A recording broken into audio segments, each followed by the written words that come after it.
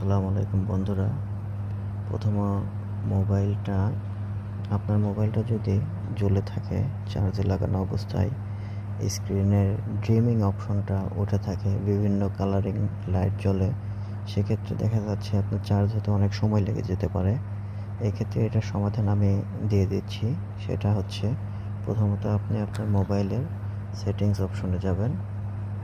Settings অপশনে গিয়ে আপনি সেটিংসের মধ্যে ঢুকবেন।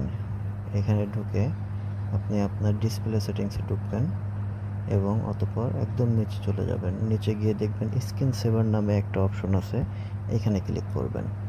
এখানে ক্লিক করে এখানে দেয়া আছে, দেখবেন কালারসে ক্লিক করা আছে। সেক্ষেত্রে আপনি নান করে দেবেন। নান করে দিলে পরে অটোমেটিক্যালি আপনার সেই অপশনটা বন্ধ হয়ে যাবে এবং এইখান থেকে আপনি ব্যাক গিয়ে চার্জে লাগাইয়ে দিয়ে দেখবেন আপনার প্রবলেমটা সলভ হয়ে গেছে। ধন্যবাদ ভিউয়ার্স। যদি আমার ভিডিওটা ভালো লেগে থাকে অবশ্যই লাইক, কমেন্ট এবং আমার চ্যানেলটি সাবস্ক্রাইব করবেন। আসসালামু আলাইকুম, ভালো থাকবেন সবাই।